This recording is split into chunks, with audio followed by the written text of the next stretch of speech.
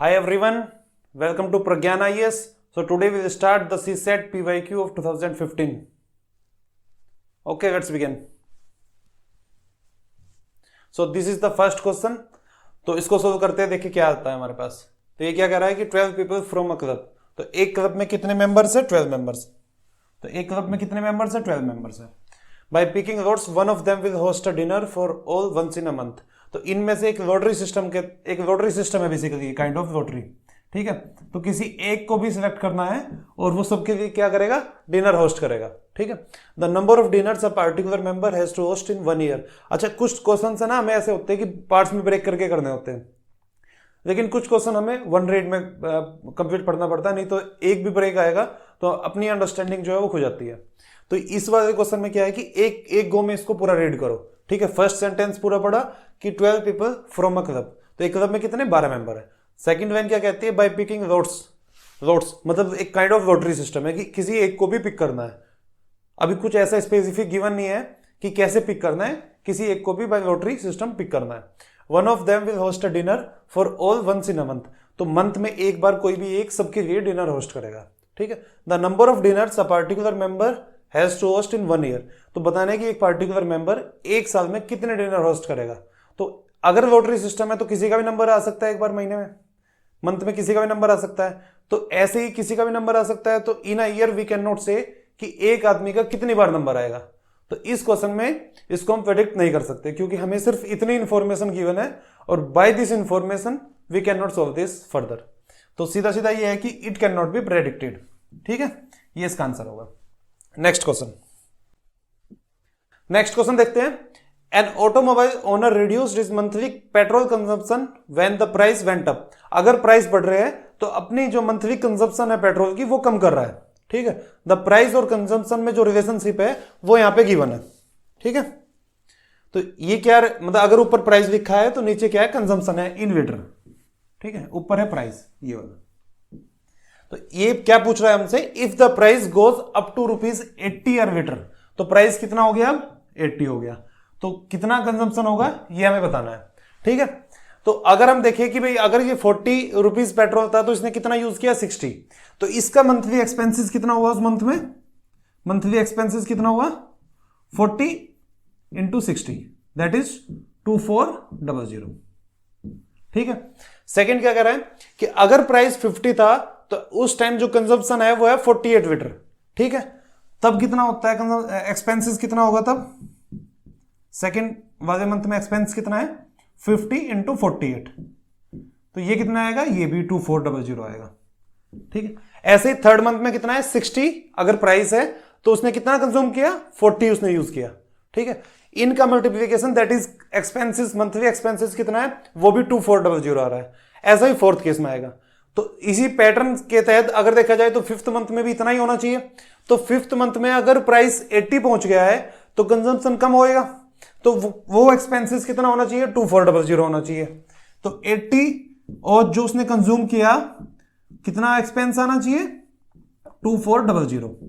ठीक है, तो कंज्यूम कितना हुआ? कितना कंजम्पशन हुआ? वो हो गया कितना? 30 लीटर. तो ये क्वेश्चन बहुत आसान था. ठीक है, इसमें एक पैटर्न समझना है कि मंथ में प्राइस कितना है और कितना उसने कंज्यूम किया है. तो अगर मेरे पास जितने पैसे हैं, मेरे पास अगर लिमिटेड पैसे है और मेरे पास अगर पेट्रोल का प्राइस कम है तो मैं कंजम्पशन ज्यादा कर सकता हूं. ठीक है, अगर प्राइस बढ़ रहा है तो मुझे कम कंज्यूम करना पड़ेगा क्योंकि मेरे पास जो पैसे है वो लिमिटेड अमाउंट में है.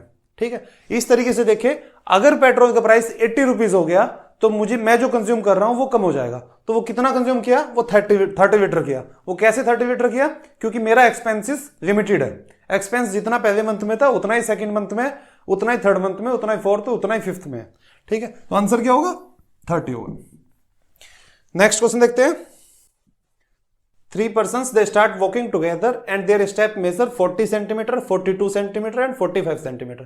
तो तीन लोग क्या कर रहे हैं? एक साथ मूव करना स्टार्ट कर रहे हैं. तो एक स्टेप कितना है? 40 सेंटीमीटर का एक का, सेकंड वन का है 42 सेंटीमीटर का और तीसरे का कितना है? 45 सेंटीमीटर का. What is the minimum distance each should walk so that each can cover the same distance in complete steps. तो ये क्वेश्चन मैंने पहले कराया था, आई थिंक 2012 वाले में कराया था पीवाईक्यू में. तो इसका आंसर अपने आप निकालने की कोशिश कीजिए. अच्छा, सिर्फ एक चीज समझाने की कोशिश करता हूं। इस क्वेश्चन में क्या है कि अगर ये कंप्लीट स्टेप्स की बात कर रहा है कि कंप्लीट स्टेप्स में होगा, तो अगर ये डिस्टेंस है तो ये अगर 40 सेंटीमीटर था, ये 40 सेंटीमीटर था, तो इतना ना जो डिवाइड करेगा 40 सेंटीमीटर वो इंटीजर आना चाहिए। ठीक है, लास्ट स्टेप उसका ये होगा कि ये 40 सेंटीमीटर का ही होना चाहिए। अगर डिस्टेंस 42 सेंटीमीटर है और तो वो कितना कवर करेगा ये एक स्टेप में 40 सेंटीमीटर, तो 2 सेंटीमीटर बच गया, तो ये 2 सेंटीमीटर नहीं बचना चाहिए। तो इसको सोल्व कैसे करते थे, तीनों का एलसीएम लेना है और एलसीएम लेके जो भी डिजिट आएगी वो तीनों से डिवाइड आएगी। आई थिंक इसका आंसर 25 मीटर 20 सेंटीमीटर है। एक बार चेक कर लेना और कमेंट में बताना। ठीक है, अगर इस क्वेश्चन को सोल्व कीजिए, अगर नहीं होता है तो नेक्स्ट क्लास में फिर मैं इसको दोबारा कराऊंगा। ठीक है, what is the missing number x of the series. तो ये सिंपल एक सीरीज गिवन है, तो सीरीज में क्या करना है, कोई भी क्वेश्चन सीरीज का होता है उसमें हमें पैटर्न निकालना होता है। तो कोई भी अगर सीक्वेंस गिवन है या कोई भी सीरीज गिवन है तो उसमें एक पैटर्न होता है, एक फिक्स्ड पैटर्न फॉलो करना होता है। एक सिंगल वाली होती है, एक डबल वाली होती है। तो मैं आपको एग्जांपल देके बताता हूं सिंगल वाली कैसी होती है और डबल में कैसे करते हैं। ठीक है, मानो इस क्वेश्चन में क्या है कि ये है सिंपल 7x 21 31 43। ठीक है, तो इसमें से इसमें कितना इंक्रीमेंट हुआ 12 का, इसमें कितना इंक्रीमेंट हुआ 10 का, इसमें ये एक पैटर्न फॉलो हो रहा है, यहां पे 2 बढ़ गए तो यहां पे 2 अगर घटेंगे 8 कर सकते हैं हम। तो फिर उस पैटर्न के हिसाब से यहां पे कितना होना चाहिए 6, तो इनमें भी 2 बढ़ रहा है। ठीक है, तो ये सेकंड वाली लेवल की क्या है सीरीज है, नॉर्मल सीरीज नहीं है। नॉर्मल सीरीज में अगर ऐसा होता है कि 6 बढ़ रहा है 6 बढ़ रहा है, इस तरीके से फॉलो होता है। तो यहाँ पे जो सेकंड वाला जो इनका जो डिवाइड है, जो इनका डिफरेंस है, इन सारी नंबर्स का जो डिफरेंस है वो भी इंक्रीज कर रहा है। तो कितना कितना इंक्रीज कर रहा है 6 8 10 12। तो अगर मैं 7 में 6 ऐड करूं तो कितना आएगा 13 में फिर 8 ऐड करें तो 21। तो आंसर क्या होना चाहिए 13 होना चाहिए। ठीक है, नेक्स्ट क्वेश्चन देखते हैं। तो ये क्या कह रहा है कि एक कैंडिडेट अटेम्प्टेड ओनली 8 क्वेश्चंस।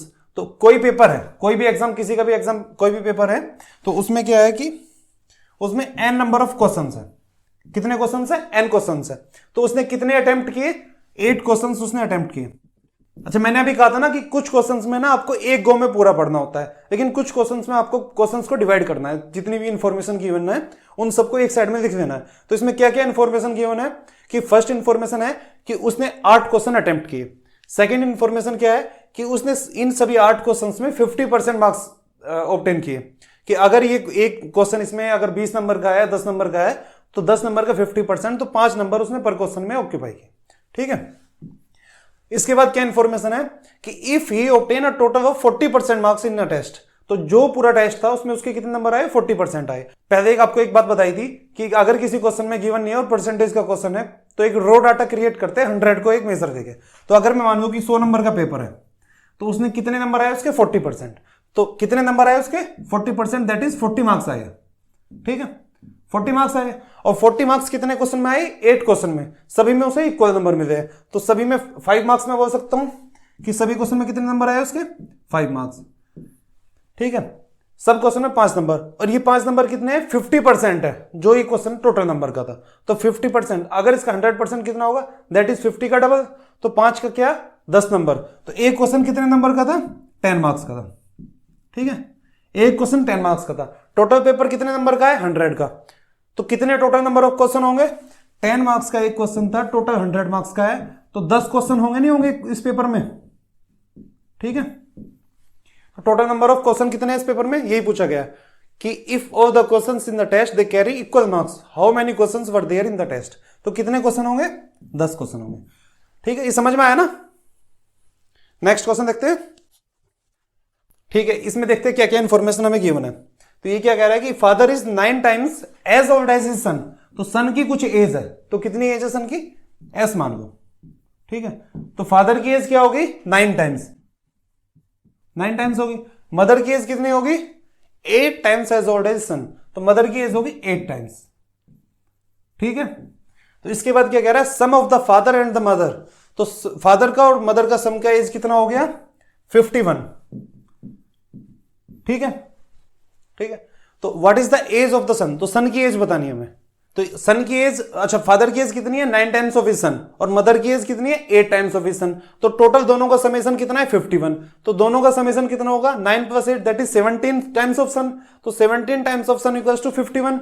ठीक है, 17 times of son equals to 51। ठीक है, 17 इस साइड से इसको डिवाइड करेगा तो कितना आएगा 3। तो सन की एज कितनी आ गई 3 ईयर। सन की एज आ गई 3 ईयर। पूछा क्या है what is the age of the son, तो सन की एज कितनी आ गई 3 ईयर। ठीक है, डी ऑप्शन। नेक्स्ट क्वेश्चन देखते हैं। ये क्या कह रहा है कि 4 persons A B C and D that is consisting of 2 married couples. तो ये क्या है मैरिड कपल्स है 2, तो 2 कपल्स में, एक कपल्स में 2 लोग, तो 4 लोग हैं, तो 2 मैरिड कपल्स हैं। ठीक है, both the women are shorter than their respective husband. तो जो वुमेन की, जो वाइफ की जो हाइट है वो किससे कम है, हस्बैंड से कम है। A is the tallest among the 4, तो ए इज द टॉलेस्ट, तो एक ए क्या होगा मेल होगा। ठीक है, अगर ये मेल 1 है और ये M2 है, ये F1 है और ये F2 है, तो A is the tallest of all. ठीक है, तो A इन दोनों में से कोई सा होगा। ठीक है, मैं इसको मान सकता हूं A। फिर क्या कह रहा है C is the taller than B, C is taller than B, तो C जो है वो B से ज्यादा हाइट है। फिर क्या कह रहा है D is B's brother, D क्या है B का भाई है, तो D क्या है मेल है। ठीक है, तो एक अगर A है तो दूसरा मेल कौन होगा, D होगा। ठीक है, ये किसका भाई है, B का भाई है। फिर क्या कह रहा है in this context which one of the following statement is not correct. इसमें एक और इंफॉर्मेशन गिवन थी कि D is B's brother, D क्या है B का भाई है। ठीक है, तो इनमें से कौन सा, कोई B होगा कोई C होगा। ठीक है, और अगर D B का भाई है और B एक फीमेल है, ठीक है, तो अगर ये इसकी वाइफ है F2, तो ये डेफिनेटली C होगी और B यहां पे होगी। ठीक है, तो हमारे पास क्या आ गया यहां से, तो हमारे पास क्या आ गया, A की वाइफ है B और D की वाइफ है C। ठीक है, अब क्या पूछ रहा है in this context which one of the following statement is not correct. तो यहां पे ध्यान देना है नॉट करेक्ट। अच्छा, अगर कोई भी क्वेश्चन में ऐसा कीवर्ड होता है नॉट, तो उसको पहले ही अंडरलाइन कर देना है। ठीक है, क्योंकि मोस्ट ऑफ द टाइम हम करते क्या है, नोट वाले वर्ड को सोल्व करते टाइम नहीं देखते और आंसर निकाल के टिक कर देते हैं, तो वहां पे हमारा नेगेटिव मार्किंग होती है।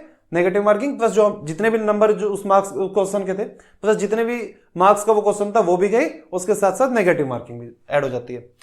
तो अभी आंसर में क्या है कि नॉट करेक्ट पूछा गया। तो फर्स्ट स्टेटमेंट क्या है कि all 4 have family ties. Definitely family ties है क्योंकि ये इसका भाई है। ठीक है, ये हस्बैंड वाइफ है, ये भी हस्बैंड वाइफ है, तो चारों में रिलेशनशिप होगा नहीं होगा। ठीक है, ये सही है। B is the shortest among the 4, B क्या है सबसे छोटा है। ए और डी क्या है, ए की हाइट बी से ज्यादा है और ए सबसे बड़ा है। ठीक है, डी और डी की हाइट सी से बड़ी है। ठीक है, डी की हाइट क्या है सी से बड़ी है क्योंकि डी क्या है हस्बैंड है इसका, ये गिवन है ऊपर कि रेस्पेक्टिव हस्बैंड से वाइफ की हाइट क्या है शॉर्टर है।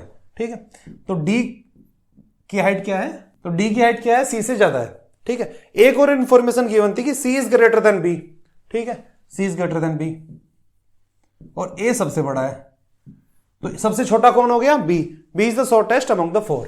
ठीक है, यहां से आ गया ये इंफॉर्मेशन, तो ये स्टेटमेंट भी सही है। फिर क्या कह रहा है सी इज टॉलर देन डी, तो सी डी से बड़ा है, तो यहां पे देख सकते हैं कि है या नहीं है। ठीक है, नहीं है क्योंकि D is taller than C, तो ये वाला इंफॉर्मेशन गलत होगी। और पूछा क्या है, पूछा क्या हमसे नोट करेक्ट, तो ये वाला नोट करेक्ट में आएगा, तो इसका आंसर ये हो गया। नेक्स्ट क्वेश्चन देखते हैं। A runs west fast than B, A क्या है बी से कम तेज दौड़ता है, और बी क्या है B runs as fast but not faster than C. तो यहां पे इस वाली में क्या इंफॉर्मेशन आएगी हमारे पास कि सी बी से ज्यादा तेज दौड़ता है और ए क्या है बी से कम फास्ट दौड़ता है। ठीक है, फिर क्या कह रहा है then as compare to A C runs.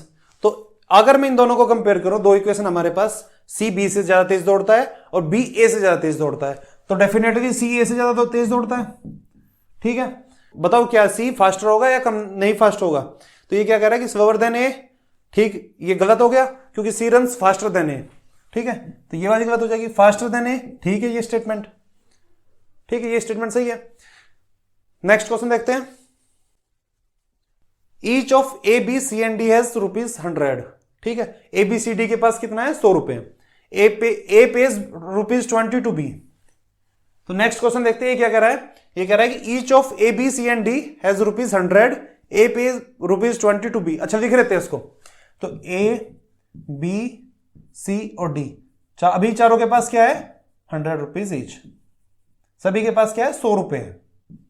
ठीक है, अभी होता क्या है कि ए ने 20 रुपए किसको दिए बी को, तो ए के पास कितना हो गया 80। ठीक है, फर्स्ट जो इक्वेशन में इंफॉर्मेशन गिवन है वो क्या कह रही है कि ए ने 20 रुपए बी को दिए, तो बी के पास कितने हो गए, 120 हो गए। ठीक है, फिर क्या कह रहा है, हु पेज 10 रुपीज टू सी, तो उसने 10 रुपए अगर सी को दिए तो सी के पास कितना हो गया, 110 हो गया। इसके पास कितना हो गया, 110 हो गया, क्योंकि इसने 10 रुपए दे दिए तो कम हो गए 10 रुपए, सी के पास हो गया 110। फिर क्या कह रहा है, who pays 10 rupees to C, who gets rupees 30 from D. अच्छा, डी से सी को 30 रुपए और मिले तो डी के पास कितना हो गया, 70 हो गया, तो इसके पास कितना हो जाएगा, 140। तो अभी जो फाइनल स्टेज है उसमें सबके पास कितना है, ए के पास 80 है, बी के पास 110 है, सी के पास 140 है और डी के पास क्या है, 70 रुपीज है। ठीक है, तो अब बताना क्या है, which one of the following statement is not correct. फिर से कीवर्ड क्या है, नॉट करेक्ट, तो इसको ध्यान में रखना है। सी इज द रिचेस्ट, सी सबसे ज्यादा पैसे वाला है, ठीक है 140 है, बिल्कुल सही बात है। ठीक है, ये स्टेटमेंट सही है। डी इज द पुअरेस्ट, तो डी 70 है, तो ये भी सही है, पुअरेस्ट है, 70 सबसे कम है। C has more than what A and D have together, A और डी के पास कितना है, 80 प्लस 70 दैट इज 150, तो सी हैज मोर, तो सी के पास 140 है, तो ये क्या, सी के पास ए प्लस डी से ज्यादा है। सी के पास कितना था, 140, और ए प्लस डी के पास कितना है, 70 प्लस 80 दैट इज 150, तो ये इससे ज्यादा है नहीं, तो ये स्टेटमेंट क्या गलत हो जाएगी। तो हमसे क्या पूछा था, नॉट करेक्ट, तो ये वाली नॉट करेक्ट है। ठीक है, नेक्स्ट क्वेश्चन देखते हैं कि in a town 45% peoples they read magazine A, 55 read magazine B, 40 read magazine C. तो ये इंफॉर्मेशन गिवन है एबीसी 3 मैगजीन्स के लिए।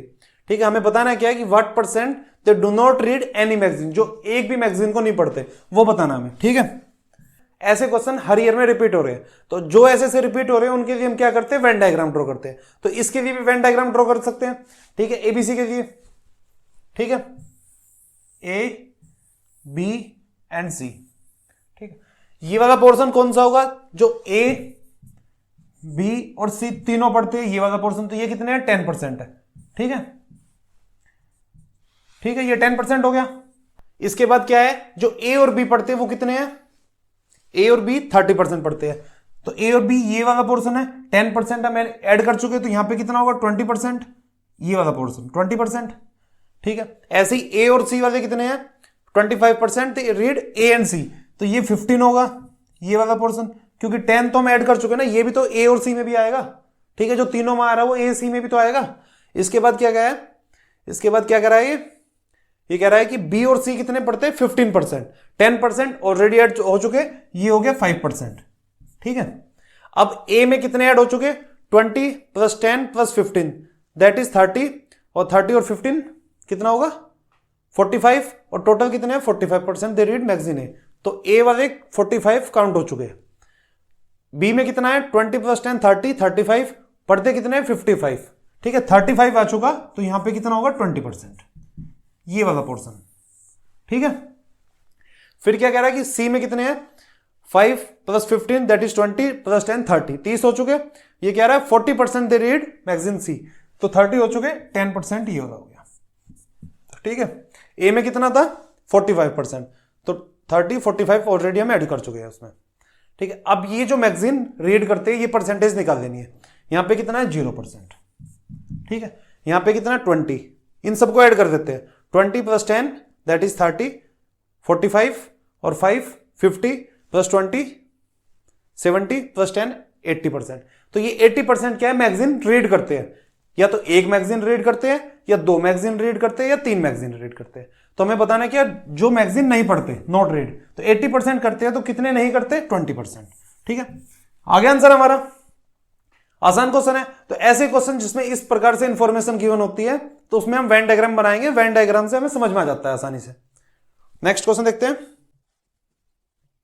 Shahid and Rohit they start from the same point in opposite direction. अगर यहां पे एक पॉइंट है, ये यहां पे साहिद और रोहित दोनों स्टार्ट कर रहे हैं सेम पॉइंट से अपोजिट डायरेक्शन में, इस डायरेक्शन में, रोहित इसमें जा रहा है और साहिद इस डायरेक्शन में जा रहा है। क्या करेगा कि आफ्टर ईच 1 किलोमीटर साहिद क्या करेगा, अपने लेफ्ट में मुड़ जाएगा। ठीक है, और रोहित किस डायरेक्शन में जाएगा, राइट में जाएगा। तो अगर रोहित 1 किलोमीटर ऐसे गया तो अपने राइट में मुड़ जाएगा ये। ठीक है, राइट क्या होगा, नीचे की तरफ। 1 किलोमीटर चला, फिर नीचे की तरफ, फिर 1 किलोमीटर चलेगा, फिर किस साइड में आएगा ये, फिर इस साइड में आएगा 1 किलोमीटर। ठीक है, यही तो राइट होगा इसका। ऐसी साइड लेफ्ट में मुड़ेगा, 1 किलोमीटर गया, फिर अपने लेफ्ट में मुड़ जाएगा, फिर लेफ्ट में मुड़ जाएगा। ठीक है, तो ये भी 1 किलोमीटर हो गया, ये भी 1 किलोमीटर हो गया। तो फिर दोनों किस पॉइंट पे आके मीट कर रहे हैं? इस पॉइंट पे। ये कितने डिस्टेंस पे है? 1 किलोमीटर की डिस्टेंस पे, क्योंकि ये तीनों क्या है, ये तीनों क्या है, एक दूसरे के पैरेलल में होंगे। और यहां से अगर मैं देखूं ये डिस्टेंस 1 किलोमीटर है, क्योंकि ये गिवन है सेम, ये डिस्टेंस भी 1 किलोमीटर गिवन है, तो ये भी 1 किलोमीटर हो गया। ठीक है, तो पूछ क्या रहा है हमसे, which of the following statement is correct. तो इसमें क्या पूछा है इसने? करेक्ट पूछा है। पहला स्टेटमेंट क्या है? After both have travelled 2 kilometre the distance between them is 4 kilometre. अगर दोनों ने 2 किलोमीटर डिस्टेंस ट्रेवल किए तो उनके बीच का डिस्टेंस कितना होगा? 4 किलोमीटर। तो डिस्टेंस अगर इसने 1 किलोमीटर ये किए, 1 यहां पे किए, तो ये यहां पे आ गया 2 किलोमीटर के बाद। ऐसे ही 2 किलोमीटर के बाद ये यहां पे आ जाएगा, तो इनके बीच की डिस्टेंस कितनी होगी? 2 किलोमीटर। तो इसमें कितना गिवन है? 4 किलोमीटर। तो ये स्टेटमेंट क्या है? गलत हो गई। They meet after each has travelled 3 kilometre. तो कहां पे मिले वो? यहां पे। तो उन्होंने डिस्टेंस कितनी कवर की? 1 किलोमीटर, 1 किलोमीटर एंड 1 किलोमीटर। तो 3 किलोमीटर के बाद ये यहां पे आ गया। सिमिलरली ये 3 किलोमीटर के बाद ये भी यहां पे आ जाएगा। तो दोनों कहां पे मीट करेंगे? जब दोनों ने 3 किलोमीटर डिस्टेंस ट्रेवल किए। तो ये स्टेटमेंट क्या है? सही है। नेक्स्ट क्वेश्चन देखते हैं। इन अ 500 मीटर रेस, क्या रेस कितनी है? 500 मीटर की रेस है। ठीक है, B starts 45 metres ahead of A. ठीक है, 500 मीटर की टोटल रेस है। यहां पे ए है और बी ने कहां से स्टार्ट किया है? यहां से। ये डिस्टेंस कितनी है? 45 किलोमीटर। ठीक है, टोटल रेस कितने की थी? 500 मीटर की थी। ए ने कहां से स्टार्ट किया? स्टार्टिंग पॉइंट से। बी ने किया 45 मीटर्स ए से आगे से। ठीक है, अब इसके बाद क्या कह रहा है? What is the ratio of speed of A to B assuming that both start at the same time. दोनों सेम टाइम पे स्टार्ट हुए। ए और बी की स्पीड में रेशियो बताना हमें क्या होगा। इसके बाद अलावा एक इंफॉर्मेशन और गिवन है, but A wins the race while B is still 35 metre behind. तो अभी बी कितना पीछे है? 35 मीटर। जब ए यहां पे आ गया तो रेस विन कब होगी? जब वो रेस खत्म हो जाएगी। रेस कितने मीटर की थी? 500 मीटर की थी। तो मतलब ए यहां पे आ गया।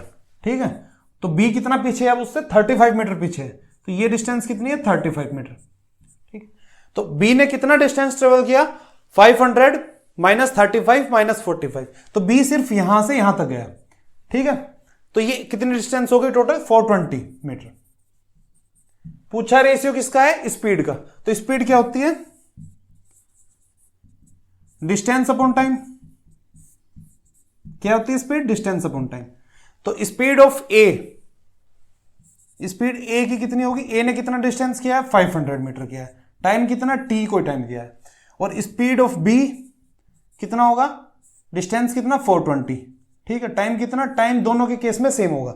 ठीक है, ऐसे डिवाइड करेंगे तो टी से टी कट जाएगा। हमारे पास क्या आएगा? 500 डिवाइडेड बाय 420। ठीक है, इसको डिवाइड करते हैं तो क्या आएगा हमारे पास? इससे ही हट जाएगा। तो रेशियो क्या आया? 25:21। 25:21। ठीक है, दोनों की स्पीड का रेशियो आ गया। स्पीड क्या होती है? Distance upon time. डिस्टेंस दोनों की हमें पता है, टाइम दोनों के केस में सेम है। ठीक है, जब ऐसे डिवाइड करेंगे, ऐसे speed of A upon speed of B से, तो टाइम कट जाएगा, टी से टी कट जाएगा।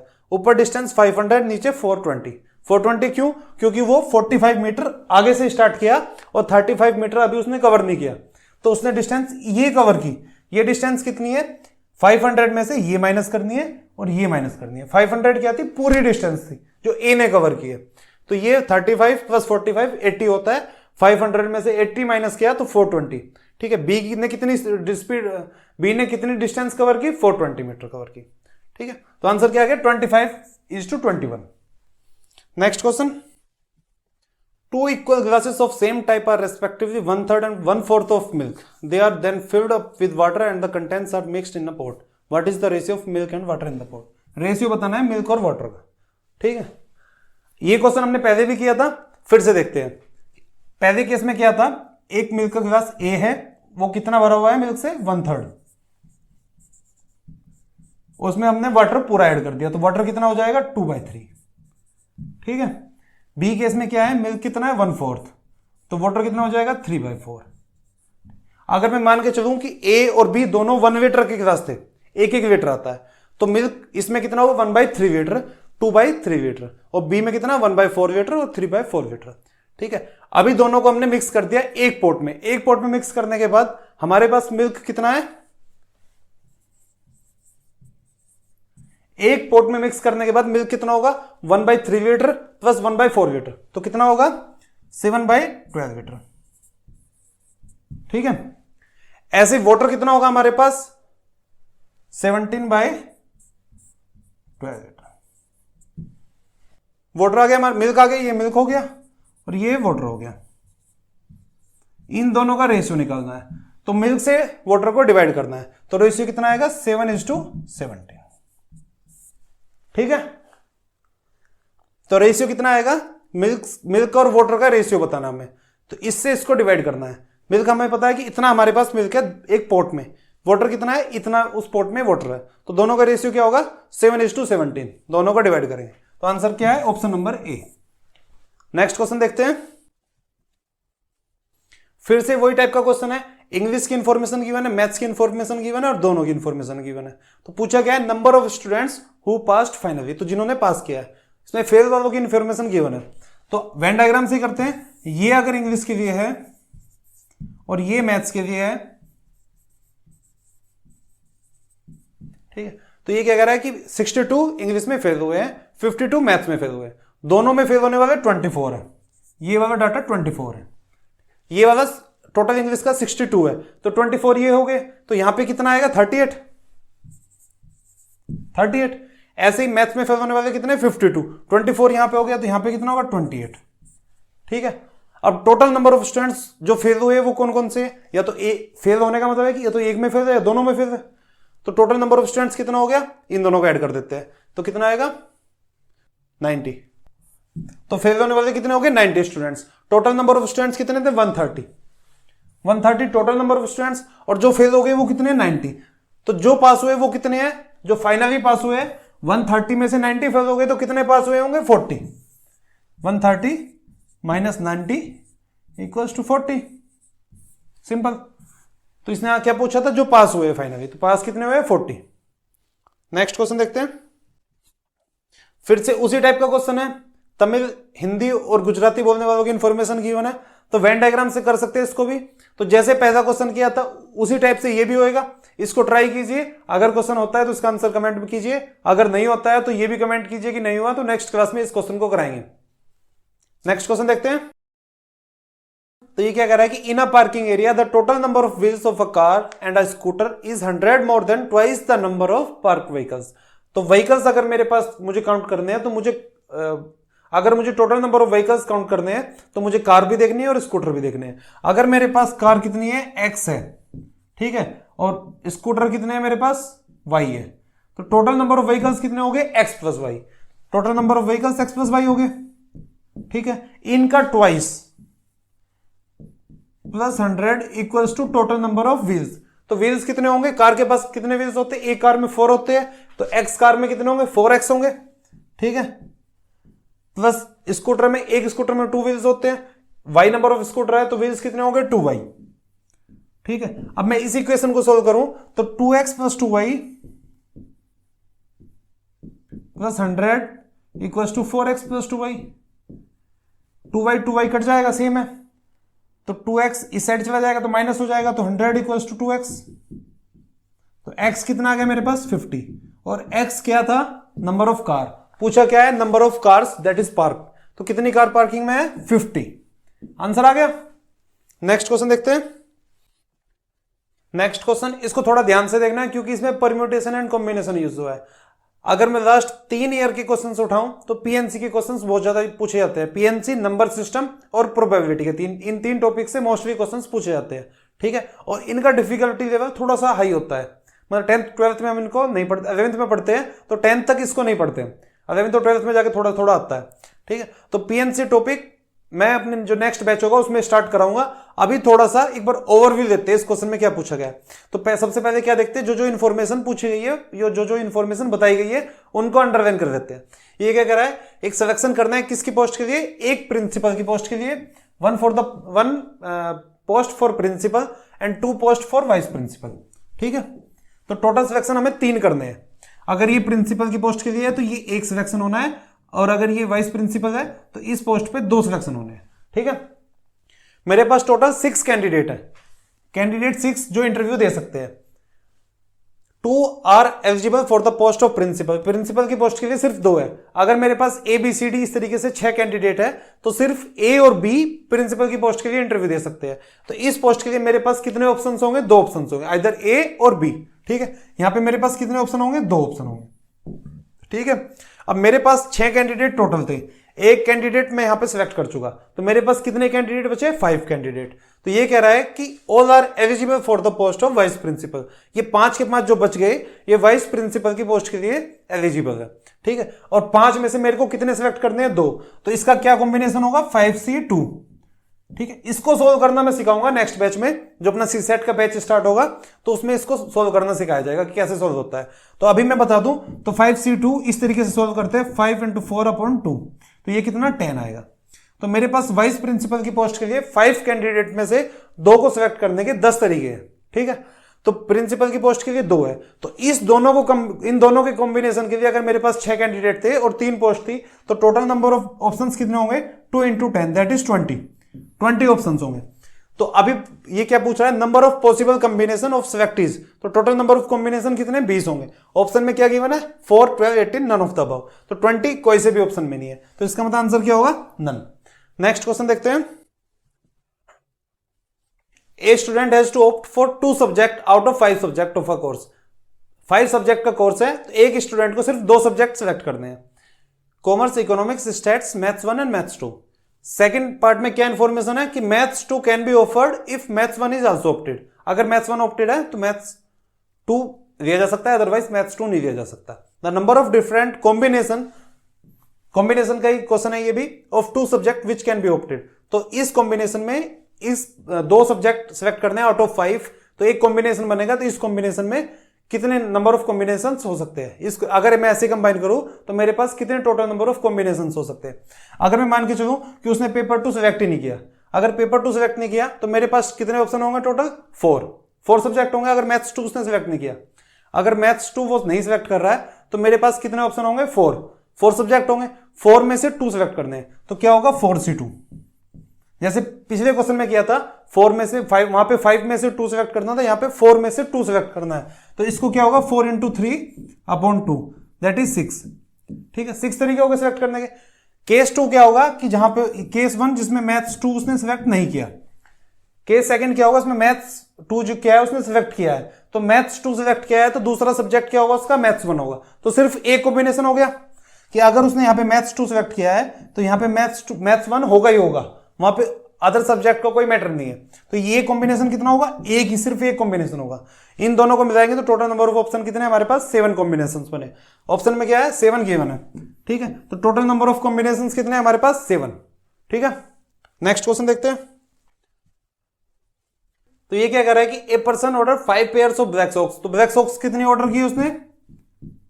5 पेयर। और and some pairs of brown socks. तो ब्राउन सॉक्स हमें पता नहीं कितने नंबर ऑफ पेयर्स है, बट उसने कुछ ब्राउन की है। ठीक है, तो मैं कितनी मान सकता हूं ब्राउन को? X मान सकता हूं। ठीक है, फिर क्या कह रहा है? The price of a black pair was thrice that of a brown pair. अगर ब्राउन का प्राइस P था तो ब्लैक का प्राइस कितना था? 3P था। ठीक है, while preparing the bill clerk interchanged the number of black and brown pairs by mistake which increased the bill by 100%। अच्छा, अगर भी जब बिल बन रहा था तो उसने क्या किया? दोनों का जो प्राइस है वो इंटरचेंज कर दिया गया, मतलब दोनों का जो नंबर था, नंबर ऑफ सॉक्स था, वो इंटरचेंज कर दिया गया, नंबर जो है इंटरचेंज कर दिया गया।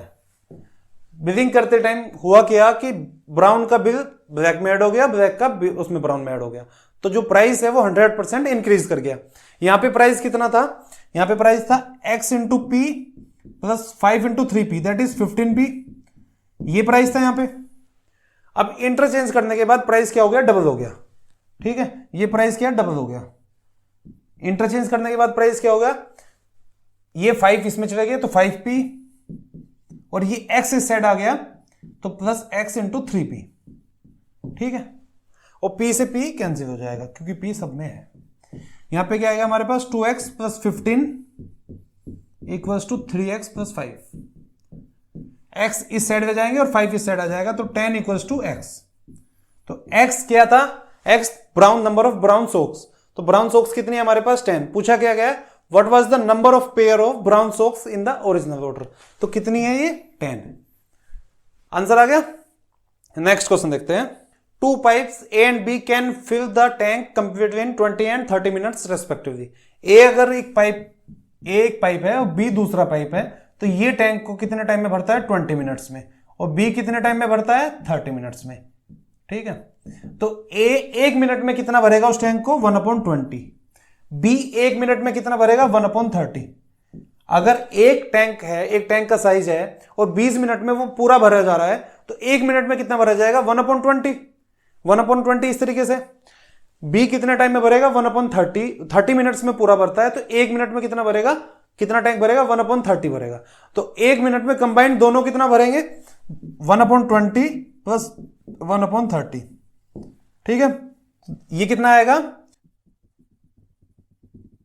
तो दोनों जो कंबाइंड ए और बी दोनों कंबाइंड उसको 1 मिनट में कितना भरेंगे 1/12।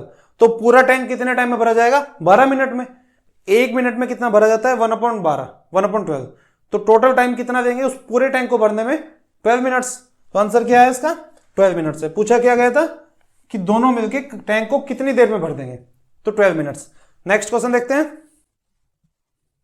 अच्छा, इस क्वेश्चन में एक बहुत सिंपल सी बात है, एबीसी मल्टीप्लाई कुछ डिजिट है इक्वल्स टू एबीसी एबीसी। अगर कोई भी 3 डिजिट का नंबर होता है, ये याद रखना है, कोई भी 3 डिजिट का नंबर है उसको अगर मल्टीप्लाई करेंगे 101 से, 1001 से, उसको अगर मल्टीप्लाई करेंगे 1001 से, तो वो आंसर क्या देगा। अगर ये 3 डिजिट नंबर था कुछ भी XYZ, ठीक है, अगर इसको मल्टीप्लाई करते हैं 1001 से, तो इसका आंसर क्या आता है XYZ XYZ। सेम क्वेश्चन 2023 में पूछा गया इसी सेट में। ठीक है, इतना याद रखना है कि कोई भी 3 डिजिट का नंबर अगर हम मल्टीप्लाई करते हैं 1001 से, तो उसका आंसर क्या आता है XYZ XYZ। सिमिलर इसी टाइप का क्वेश्चन 2023 सी सेट में पूछा गया है। ठीक है, तो अगर मैं इसको इससे मल्टीप्लाई कर रहा हूं, दैट इज डीड, ठीक है, 1001, तो ये मेरा एबीसी एबीसी आ रहा है, एबीसी एबीसी आ रहा है। एबीसी कोई 3 डिजिट नंबर था। तो इसके बाद में क्या बताना है, what are the values of D and E. तो डी और ई की वैल्यू बतानी है। तो डी कितना है 1 और ई कितना है 0। तो डी कितना है 1 और ई कितना है 0। तो आंसर क्या होगा ये। इस टाइप के क्वेश्चंस ऐसे ऐसे छोटे छोटे ट्रिक्स यूज होती है, तो इनको नंबर सिस्टम में आपको पूरा अच्छे से कराया जाएगा। जितनी भी 10 के आसपास ट्रिक है ऐसी मल्टीप्लिकेशन की, तो वो आपको नंबर सिस्टम में पूरा पूरा बताया जाएगा, समझाया जाएगा कि XYZ अगर मल्टीप्लाई करते हैं 1001 से, तो आंसर ये आता है, और ये क्यों आता है, कैसे आता है, ये सब आपको बताया जाएगा आराम से। नेक्स्ट क्वेश्चन देखते हैं।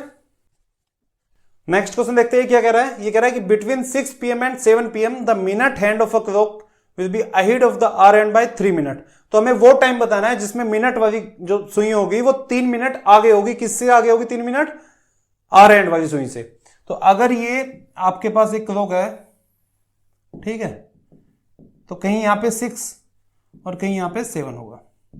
ठीक है, इस तरीके से 3, 6, 9 और 12 ऐसे होती है हमारी क्लॉक, ऐसे होती है, घड़ी ऐसे होती है। तो टाइम 6 और 7 के बीच का बताना है। तो जो हमारे पास बड़ी सुई होगी, आर एंड वाली होगी, वो इन दोनों के बीच में होगी कहीं भी। ठीक है, बीच में होगी। तो सिंपल सी एक बात है, ये पूरा सर्कल कितने डिग्री का होता है 360 डिग्री का होता है। ठीक है, और ये एक यूनिट है 6 और 7 के बीच में, ये कितने डिग्री का होना चाहिए, क्योंकि हमारे पास टोटल 12 यूनिट है ऐसी। 6 और 7 मतलब 1, 2 से ऐसे देखा जाए तो 12 तक जाना है, तो 12 यूनिट है। तो सिर्फ 6 और 7 के बीच में कितना डिग्री होगा, 12 से डिवाइड करेंगे तो ये 30 डिग्री आएगा। ये 30 डिग्री होगा ये।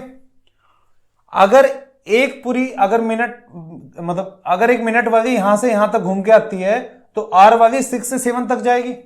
ठीक है, वो कितना कवर करेगी 30 डिग्री करेगी। और मिनट वाली कितना करेगी उस टाइम में 360 करेगी। ठीक है, तो अगर जो आर एंड वाली सुई होती है वो 1 डिग्री करेगी, तो मिनट वाली कितना करेगी उस टाइम में 12 डिग्री करेगी। तो 12 डिग्री करेगी। अगर मिनट वाली यहां से घूम के आई है और यहां तक आती है 35 प्लस 36 तक जाती है। अच्छा, इसमें भी 5 यूनिट्स होती है, तो 5 यूनिट में कितना 30 डिग्री होता है। तो एक यूनिट में कितना डिग्री होगा 6 डिग्री होगा, होगा नहीं होगा 6 डिग्री। तो अगर वो 36 मिनट पे आ गई, यहां पे आ गई 35, यहां 30 होता है, 35 और 36, एक में कितना 6, इसमें कितना 30, 6 प्लस 30, और ये आधा सर्कल है तो 360 का आधा 180। ठीक है, तो टोटल कितना हो गया, टोटल कितना डिग्री कवर करके आई, तो 36 मिनट पे टोटल कितना डिग्री कवर करके आई, 216, इतना डिग्री करके आई है। और जब मिनट वाली 12 डिग्री करती है तो घंटे वाली कितनी करती है, सिर्फ 1 डिग्री करती है। तो जब ये 216 करेगी तो आर एंड वाली कितना कवर कर चुकी होगी, 18 डिग्री। ठीक है, 18 डिग्री। तो मिनट में अगर 5 मिनट में 30 डिग्री आया तो 18 डिग्री में कितना मिनट आएगा, 3 मिनट आएगा। ठीक है, तो ये यहां से 3 मिनट पे आ गई होगी। ठीक है, ये वाली कितनी थी, 6 पे थी, तो ये 3 पे आगे चली गई, और ये कितना 6 पे आ जाएगी मिनट वाली। तो इनके बीच में 3 मिनट्स का डिफरेंस हो जाएगा, नहीं हो जाएगा। अगर वो 36वीं मिनट पे आई है, 36वीं मिनट पे आई है मिनट वाली, तो टोटल डिफरेंस 3 यूनिट का हो जाएगा ना। टोटल डिफरेंस 3 यूनिट का हो गया, वो हमसे पूछा गया है। तो टाइम कितना हो गया हमारे पास टोटल, तो 6:36 होगा, क्योंकि 6 के बाद में 36 तक वो पहुंची है मिनट वाली। और आर वाली कहां पे पहुंच गई होगी, 3 मिनट आगे पहुंच गई होगी 6 के बाद। तो टोटल टाइम कितना होगा, 6:36 होगा। ठीक है, नेक्स्ट क्वेश्चन देखते हैं हम। तो ये क्या कह रहा है, क्या पूछ रहा है हमसे कि between 6 and 7 PM the minute hand of a clock will be ahead of the hour hand by 3 minutes. तो ये 6 और 7 के बीच में कौन सा टाइम होगा कि जो मिनट वाली 3 मिनट आगे होगी, किससे, आवर हैंड से। हमारी जो घंटे की सुई है उससे मिनट वाली सुई क्या है, 3 मिनट आगे होगी। ठीक है, तो अगर ये मेरे पास एक क्लॉक है तो मिनट वाली कितना मिनट्स ट्रेवल करती है, कितना मिनट होती है इसमें, पूरी 60 मिनट्स होती है। यहां से अगर ऐसी कोई सुई घूम के गई तो कितना मिनट्स ट्रेवल करती है, 60 मिनट करती है। और इसमें टोटल डिग्री कितनी होती है, एक सर्कल में पूरा अगर रिवॉल्व करे तो एक सर्कल में अगर पूरा रिवॉल्व करे तो कितना डिग्री होती है, 360 डिग्री होती है।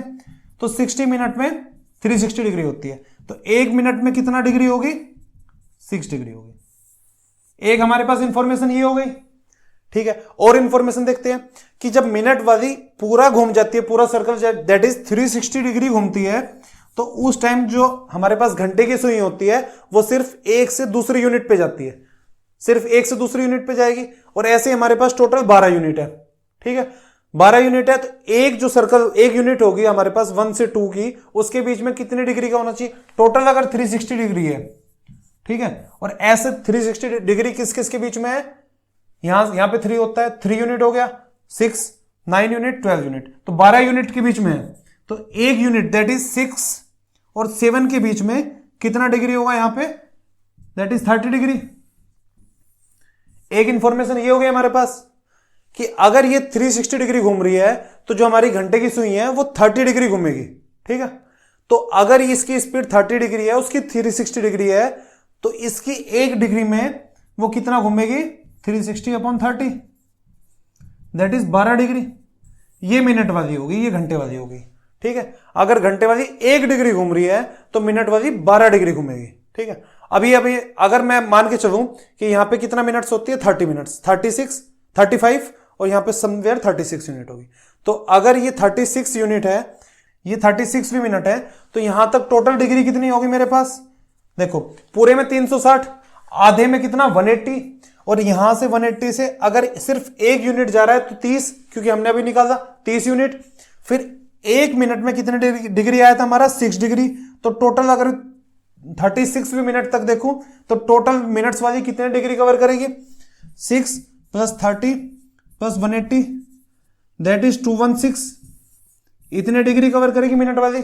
घंटे वाली कितने डिग्री कवर करेगी, अगर 12 मिनट ये करती है मिनट वाली, तो घंटे वाली 1 डिग्री करती है। अगर ये 216 करेगी तो घंटे वाली कितना करेगी, 18, घंटे वाली कितना डिग्री कवर करेगी, 18 डिग्री करेगी। ठीक है, तो कितने मिनट्स कवर करेगी, 1 मिनट में 6 डिग्री, और 18 डिग्री में कितने मिनट्स, 3 मिनट्स। ठीक है, मिनट वाली कहां पे आई, 36वीं मिनट पे आई, यहां पे 36 मिनट्स पे आई। तो घंटे वाली अगर यहां थी 6 PM पे थी, तो 6 के बाद वो 3 मिनट और चल चुकी है। ठीक है, 3 मिनट्स और आ चुकी है, और ये 3 मिनट आगे है। तो 30 के बाद 33 और ये 36, डिफरेंस दोनों के बीच में कितना चाहिए, 3 मिनट्स का चाहिए। ठीक है, 3 मिनट्स का चाहिए। तो टाइम कितना हो गया यहां पे, 6:36, टाइम कितना आ जाएगा, 6:36 PM आ जाएगा। ठीक है, नेक्स्ट क्वेश्चन देखते हैं कि हमारे पास कितने 5 टास्क है और 5 पर्सन है। ठीक है, और टास्क 1 जो है टास्क 1 है वो आइदर पर्सन 1 को P1 को दिया जा सकता है या P2 को दिया जा सकता है। ऐसे ही जो टास्क 2 है वो पर्सन आइदर P3 को दिया जा सकता है या P4 को दिया जा सकता है। तो टास्क 1 के लिए हमारे पास कितने ऑप्शन है? 2 ऑप्शन है, ठीक है, आइदर P1 और P2, 2 वेज हो गए। अगर P1 को मिल गया तो P2 को नहीं मिलेगा, ऐसे टास्क 2 अगर P3 को मिल गया तो P4 को नहीं मिलेगा, और अगर P4 को मिल गया तो P3 को नहीं मिलेगा। तो यहां पे भी हमारे पास कितने ऑप्शन है? 2 ऑप्शन है, ठीक है। फिर क्या कह रहा है कि एवरी पर्सन, सभी लोगों को, सभी पर्सन को एक एक टास्क दिया जाना जरूरी है, ठीक है, 5 टास्क और 5 पर्सन। अगर टास्क 1 P1 को मिल गया तो अब मेरे पास, और टास्क 2 P3 को मिल गया या P4 को या P2 को ऐसे मिल गया, किसी एक को मिलेगा इनमें से, ठीक है। तो इनमें से अगर किसी एक एक टास्क मिल गया तो मेरे पास 3 टास्क बचे अभी, T3, T4 और T5, और टोटल नंबर ऑफ पर्सन कितने बच जाएंगे? एक यहां से बच जाएगा, एक यहां से बच जाएगा और एक P5। मेरे पास 3 पर्सन है, तो मैं तीनों को कैसे अरेंज कर सकता हूं? टास्क 3 में तीनों में से किसी एक को दे सकता हूं। तो इस टास्क 3 के लिए मेरे पास 3 ऑप्शन है। फिर एक को ये मिल गया तो अब मेरे पास कितने पर्सन बचेंगे? 2 बचेंगे। तो ऐसे टास्क 2 में किसको दे सकता हूं? सिर्फ 2 को दे सकता हूं, और टास्क 5 के लिए सिर्फ 1 पर्सन बचेगा, तो टास्क 5 सिर्फ 1 पर्सन को मिल सकता हूं। अब कितने नंबर ऑफ वेज हो गए ये? T3, T4 और T5 के लिए कितने वेज हो गए? 3, 2 into 1, तो ये 6 हो गए, 6 वेज हो गए T3, T4 और T5 के लिए। ऐसे T1 के लिए कितने थे? 2, T2 के लिए कितने थे? 2। तो टोटल नंबर ऑफ वेज कितने हो जाएंगे? 2 into 2 into 6, दैट इज 24। तो टोटल नंबर ऑफ वेज कितने मेरे पास इस असाइनमेंट को कराने के? 24 वेज। तो ऑप्शन क्या है? C, 24। तो आंसर आ गया। नेक्स्ट क्वेश्चन देखते हैं।